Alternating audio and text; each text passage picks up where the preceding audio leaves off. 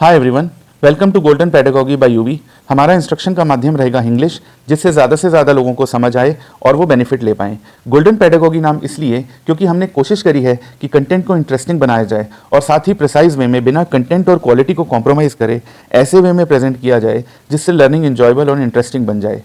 Friends, content बनाने में बहुत मेहनत और टाइम लगता है, इसलिए अगर आप लोगों को अच्छा लगे और फ़ायदा हो तो आप सब्सक्राइब ज़रूर करिए और बेल आइकॉन प्रेस करिए। यही आपकी तरफ से एक एक्नॉलेजमेंट और हेल्प होगी। साथ ही सब्सक्राइब करने से आप अपडेटेड तो रहेंगे ही, बल्कि आपके इस गेस्चर से हमें और कंटेंट बनाने के लिए मोटिवेशन मिलेगा और साथ ही हम आने वाले समय में और भी बहुत कुछ कर पाएंगे, जैसे कि give Awez, live sessions, counselling, study tips etcetera. तो गाइस, ध्यान रहे कि आप हमारे इसी ओरिजिनल चैनल से जुड़े रहें इवन पास होने के बाद भी, जिससे कि हमारी golden pedagogy by UV family members आगे भी साथ मिलकर कुछ कर सकें। गाइस, एक स्टडी टिप ये है कि जब भी बीच में एडवर्टाइजमेंट आए तो आप उसे चलने दें और मन में रिवाइज करें कि अभी तक हमने क्या डिस्कस किया है।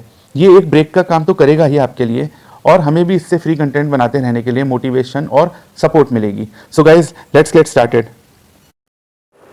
सब्जेक्ट है यूपी रेवेन्यू कोड 2006 और टॉपिक है बाउंड्रीज एंड बाउंड्री मार्क। इससे रिलेटेड क्वेश्चंस आप अपने स्क्रीन पे देख सकते हैं।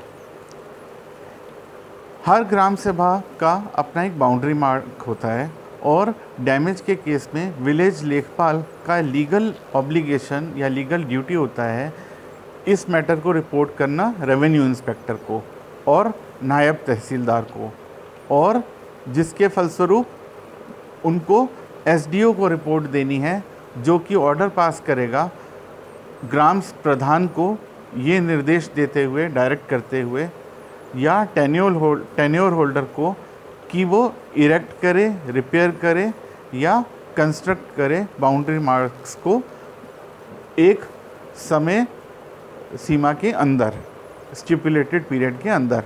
और अगर वो कंप्लाई नहीं करता तो एसडीओ स्टेट के एक्सपेंस पे, सरकारी खर्चे पे उसको कराएगा और जो खर्चा हुआ होगा उसको रिकवर कर सकता है as damages and penalties under section 226 या 227 ऐसे किसी डिफॉल्टर से थ्रू तहसीलदार या एसडीओ। फाइन जो है वो 500 से कम नहीं होना चाहिए किसी भी केस में और 15,000 से ज़्यादा नहीं होगा। फिर इसमें आ जाते हैं settlement of boundary dispute. Section 24 describe करता है कि अगर एसडीओ को कोई इन्फॉर्मेशन मिलती है किसी बाउंड्री डिस्प्यूट से रिगार्डिंग, तो और वो सीओ मोटर ऑर्डर पास करता है या फिर कोई इंटरेस्टेड पर्सन है वो एप्लीकेशन फाइल करता है जिसमें कि वो डिस्प्यूट का पूरा ब्यौरा वर्णन देता है, मैप भी साथ में लगाता है, खसरा खतौनी लगाता है और 1,000 रुपये की फ़ीस लगाता है पर सर्वे। मतलब हर सर्वे के लिए कि भाई आप आइए और देखिए ये डिस्प्यूट है, तो उसकी हर डिस्प्यूट या हर सर्वे की 1,000 रुपये की फ़ीस लगानी पड़ती है। और एसडीओ ऑफिस उसमें क्या करता है, उस केस में उसको एग्ज़ामिन करता है और in case of any defect या उसमें कोई अगर कमी होती है तो जो एप्लीकेशन में, तो जो काउंसिल रिप्रेजेंट करता है पार्टी का, वो उस डिफेक्ट को रिमूव करता है और एसडीओ उसमें एप्लीकेशन को रजिस्टर कर देता है और उसके बाद एसडीओ उस केस में अप्रोप्रिएट ऑर्डर दे देता है। एसडीओ जो है वो इंस्पेक्टर से या किसी और रेवेन्यू ऑफिसर से बोलता है कि भाई अब आप ये प्लॉट्स जो हैं वो डीमार्केट, मतलब उनको प्रॉपर उनकी मार्किंग करिए और एक पर्टिकुलर निर्धारित दिन पे और पार्टीज़ को नोटिस सर्व करने के बाद उनको डीमार्केट किया जाए। नोटिस जो है वो टेन्योर होल्डर को रूल 22 सब सेक्शन 7 में दिए जाएंगे लैंड रेवेन्यू मैनुअल के, और इन अगर कोई नहीं होता है, टेन्योर होल्डर नहीं मिलता है, तो उसके एब्सेंस में किसी फैमिली के एडल्ट मेंबर को। और मेजरमेंट के टाइम में स्पॉट मेमो बनाएगा रेवेन्यू इंस्पेक्टर। स्पॉट मेमो मतलब वहीं के वहीं उसी समय जब वो मेजरमेंट लेने आएगा तो वहीं पे रेवेन्यू इंस्पेक्टर एक वो बनाएगा, दोनों पार्टीज़ के सामने मेमो बनाएगा, 2 इंडिपेंडेंट विटनेस होंगे और चेयरमैन होगा, और उस रिपोर्ट पे सारे पर्सन्स को साइन उनको करने पड़ेंगे। अगर कोई भी पार्टी उस पर साइन करने से मना कर देती है या कोई विटनेस या चेयरमैन, तो उसका एंडोर्समेंट उस रिपोर्ट में लिखा जाएगा कि भाई इस पार्टी ने मना कर दिया, और ये रिपोर्ट बाद में एसडीओ को 15 दिन में के अंदर अंदर सबमिट कर देगा। वो ये रिपोर्ट मिलने के बाद एसडीओ नोटिस इशू करेगा पार्टीज़ को विद इन अ वीक कि भाई आपके क्या ऑब्जेक्शंस हैं, वो आप 15 दिन के अंदर दाखिल करो। और उसके बाद एसडीओ जो है वो एक रीजनड ऑर्डर पास कर देगा, दोनों पार्टीज़ को रीजनेबल अपॉर्चुनिटी देते हुए। अगर इंस्पेक्टर की जो रिपोर्ट है वो एसडीओ कंफर्म कर देता है, तो वो बाउंड्री पिलर्स जो हैं वो एक हफ्ते के अंदर अंदर फिक्स कर दिए जाएंगे।